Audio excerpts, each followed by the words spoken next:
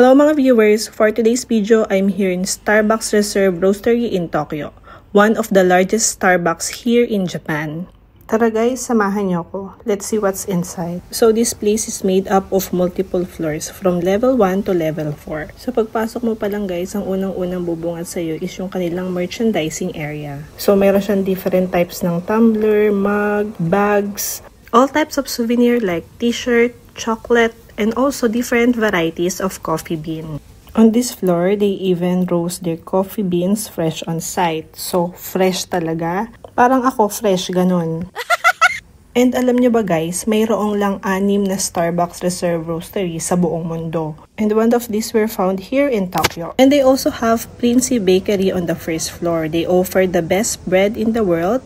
And they also offer freshly made pastry and sandwiches and different types of bread na hindi natin makikita or makakain sa regular na Starbucks store. Medyo nahihirapan akong pumili kung anong titikman ko sa kanila.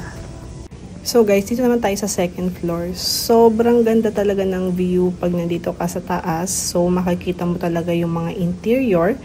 And this floor serves different varieties of tea. So if isa ka sa mga tea lover, this is the perfect spot for you.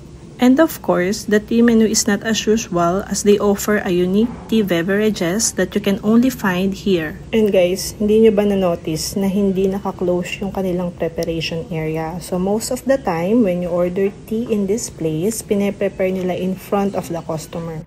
Now, on the third floor naman, this is a Riviano bar, which are they serving different types of wines, whiskey, and especially coffee cocktails. Hindi ko na na-video yung top floor, pero they called it Amu Inspirational Lunch. That area is used for hosting meeting and trainings. So I order ice creme brulee latte. Sa bread naman, yung in-order ko is yung brioche custard. Since morning nga ako nagpunta, wala pa silang ganong ino-offer na drinks.